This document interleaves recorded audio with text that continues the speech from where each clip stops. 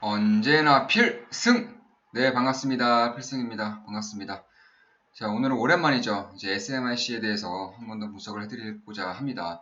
최근에 실적 발표도 했고, 또 SMIC에서 지금 밝히고 있는 것이 굉장히 흥미로운 것들이 좀 있어요. 그래서 그런 것들도 좀 살펴보면서 앞으로 저 같은 경우는 이제 어떤 식으로 대응을 할 것인지 이것에 대해서도 간단하게 말씀을 드리겠습니다. 먼저 최근까지 대략 한 달 전까지만 해도 말도 안 되는 급등을 보이다가 이제 SMIC가 중국의 커창판에 동반 상장을 하면서 매물이 완전히 다 쏟아졌죠. 그러면서 지금 쌍바닥을 이제 만들고 있는 그런 추세입니다.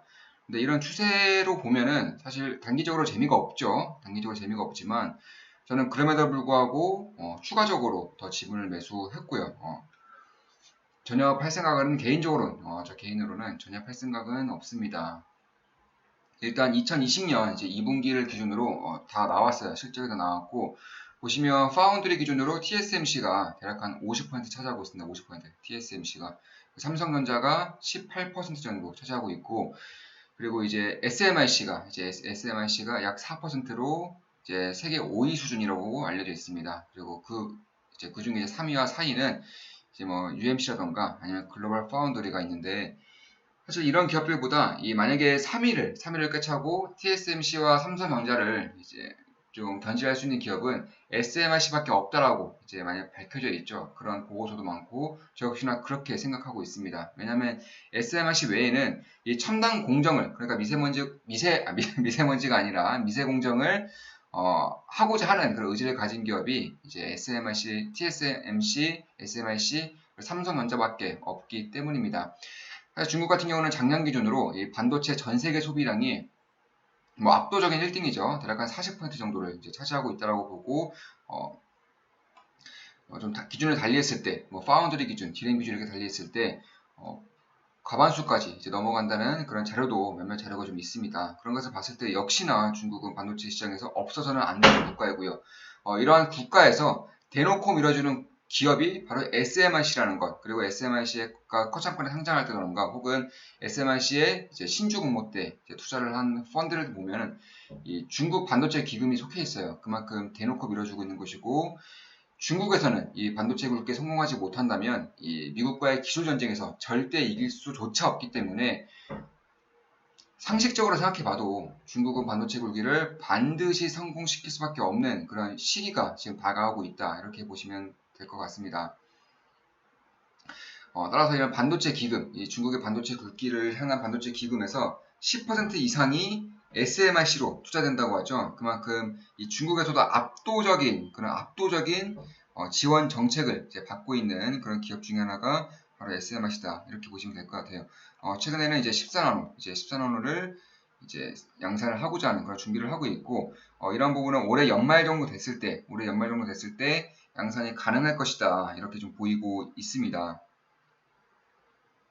따라서 올해 들어서 캐펙스 역시나 뭐 50% 이상 상승하고 있죠. 캐펙스가 50% 이상 증가하고 있어요. 그만큼 생산량을 많이 늘릴 수 있다. 이렇게 보시면 될 것 같아요. 특히 이 SMIC 같은 경우는 중국에서 이제 독보적인 기업 중에 하나이기 때문에 이 반도체를 생산할 때마다 바로바로 팔릴 수 있기 때문에 그만큼 안정적인 캐시플로우를 이제 유지할 수 있다는 점에서 뭐 사실 지금이야 물론 단기적으로 주가가 안 좋고 또한 과도한 투자로 인해서 이제 주가가 흔들리는 부분이 있지만 가면 갈수록 이러한 캐시플로우가 저는 힘을 받을 수 있을 것이라고 보고 있습니다. 따라서 이러한 TSMC가 이제 대만의 TSMC가 중국향 매출을 줄임과 동시에 반대로 수혜를 입는 기업 중에 하나가 바로 SMIC이고 엄청난 투자를 통해서 현금 흐름이 거의 너무나도 안 좋은 그런 상황이지만 이러한 현금 투입이 헛되지 않는다는 것 그러니까 올해 연말부터 시작해서 점차 양산 체제가 갖춰지면 질수록 그리고 R&D 비용이 증가하면 증가할수록 지금 당장의 재무제표라던가 지금 당장의 현금 흐름으로는 좀 안 좋아 보일 수도 있지만 결국 미래의 가치를 생각했을 때 중국의 반도체 굴기에 대한 의지를 제대로 확인했을 때에는 과연 이 자리가 위험한 자리가 맞는지에 대해서는 한 번 더 분석할 필요가 저는 있다고 보고 있습니다. 따라서 14나노밀이 이제 이하의 이제 미세 공장의 전환을 성공하느냐 실패하느냐에 따라서는 많이 이제 가치 평가가 달라질 수 있지만 만약에 성공을 한다면 만약에 성공을 한다면 결국 TSMC와 삼성전자를 이제 유일하게 세계에서 유일하게 견제할 수 있는 기업은 당연코 SMIC가 꼽힐 것이고, 이미 뭐 기술적인 부분에서도 어느 정도의 가치를 입증하는 거죠. 그래서 양산과 더불어서 이 밑단에 있는 나노 공정을 성공하는지 안 하는지에 대해서도 좀 볼 필요가 있습니다.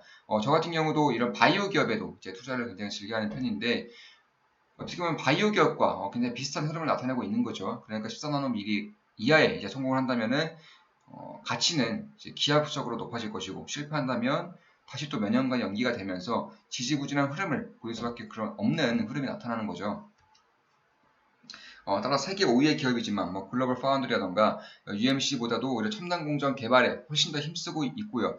특히 이제 연구개발비가 좀 볼 필요가 있어요. 이런 기업들 같은 경우는 이 R&D 비용을 볼 필요가 있습니다.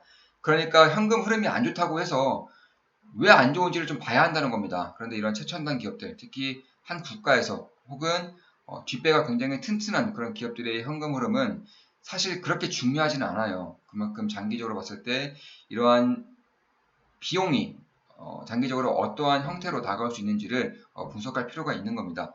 그래서 2014년까지만 해도 2014년, 2015년까지만 해도 R&D 비용이 10%가 안 됐어요. 매출액 대비 10%가 안 됐습니다. 그런데 대략 5년 만에 2020년 기준으로 대략 한 21%까지 증가를 한 상황이에요. 그만큼 반도체 기금도 충분히 들어왔고, 또한 이번에 IPO를 통해서 8조 원 가량의 이제 투자 자금을 마련했기 때문에 이러한 부분에 대한 캐페스 증설이라던가 혹은 R&D 비용에 대한 투자가 아주 공격적으로 이제 이루어지고 있다는 것을 볼 수 있습니다.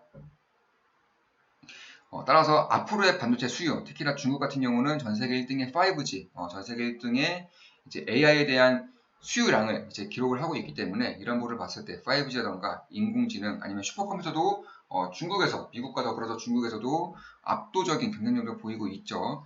그리고 이러한 부분에 대해서도 이제 반도체 칩에 대한 수요가 점차 증가할 수밖에 없다는 점, 그리고 이제 SMIC 같은 경우는 사실 뭐 14나노 이상의 급들, 그러니까 28나노 같은 경우에도 퀄컴과 이제 공동 개발을 진행을 했고, 14나노 같은 경우는 전 세계 매출액 기준으로 전 세계 10위권 안에 들고 있는 하이실리콘과 이제 공동 개발을 진행하고 있기 때문에 제가 봤을 때 성공할 가능성이 조금 더 있다고 보고 있습니다. 물론 그런 것은 아직은 그 누구도 모르겠지만 저는 그 가능성을 비교적 높게 보고 있습니다. 그만큼 중국의 명운이 달린 것이고, 무역 전쟁에서 기술 전쟁으로 넘어가고 있는 지금에서 중국이 포기를 할 것인가에 대한 점은 저는 거의 가능성이 없다라고 보고 있습니다. 그만큼 이쪽에 대한 부분을 반드시 잘 봐야 한다. 이렇게 보고 있습니다. 따라서 지금의 가장 큰 문제는 역시나 미국의 장비, 미국의 소재를 쓸 수가 없다는 점이죠. 그래서 이런 것들을 어떻게 극복할 것인지, 이런 것들을 극복하기 위해서 중국의 반도체 장비주들, 중국의 반도체 소재주들이 어마무시한 상승을 나타나고 있는 것이죠.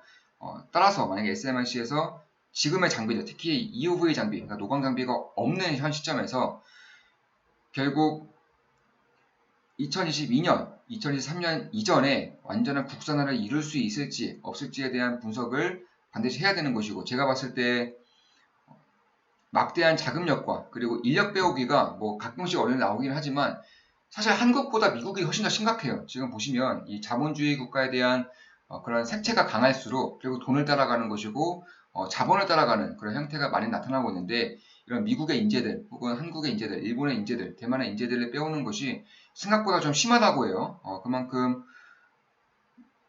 결국 자금력은 무조건 있는 것이고, 그리고 국가에 대한 지원책도 완전히 빵빵한 상황에서 가장 중요한 것 중 하나가 이 기술력을 책임지고 있는 이제 인재풀이는 건데, 인재풀이 빠르게 형성이 되고 있다는 점에서는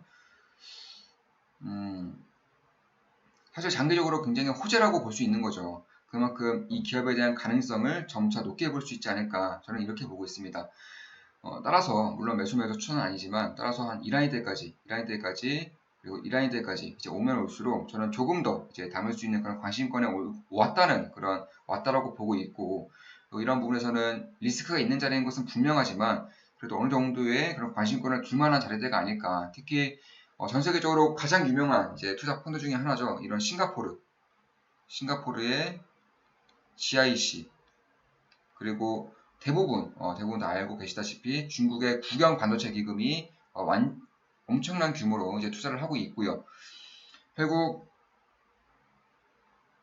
제가 봤을 땐 이러한 구구 펀드도 이제 함께 투자를 하고 있다는 것이 과연 이게 실패할 수 있을까? 개인적으로는 그렇게 보고 있습니다. 지금의 뭐 인텔처럼 뭐 5나노 아니면 삼성전자처럼 7나노 이런 것들도 물론 추후에는 달성해야 될 그런 목표 중에 하나이지만 지금의 14나노 정도는 저는 충분히 가능성이 있다고 보고 있고 결국 매출액에 대한 퀀텀 점프가 머지않아 이제 일어날 수 있는 그런 기회의 장이 마련되고 있다라는 것을 저는 말씀을 드리고 싶습니다. 이런 거를 봤을 때 결국 주봉도 그렇고 다 똑같아요. 결국 지금 보시면 장기적으로 봤을 때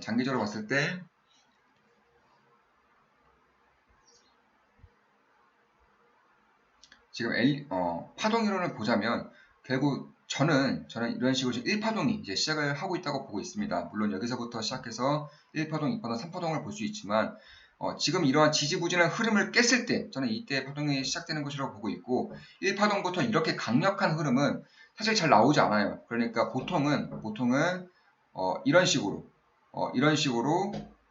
갑니다. 그러니까 1파동에서는 그렇게 강한 흐름이 나타날 수가 없는 것이 대부분인데 이런 식으로 강력한 흐름이 1파동에서 나왔다는 것은 대대 상승의 초입 구간이라고 볼 수도 있다는 그런 흐름이 지금 장기적으로 나타나고 있는 것이라고 저는 생각을 하고 있습니다. 그런 것들도 봤을 때 제가 봤을 때는 장기적으로 이 기업이 실패할 수 있을까? 그런 생각이 드는 것은 사실입니다. 자, 그럼 지금까지 SMIC에 대한 분석이었고 중국의 반도체 굴기에 대한 생각을 좀 말씀을 드렸습니다. 앞으로도 좋은 분석, 좋은 기업 분석으로 찾아뵙겠습니다. 다들 아시죠? 좋아요, 댓글, 구독, 알림 설정까지 족대구알 해주시면 감사하겠습니다. 필승이었습니다. 필승!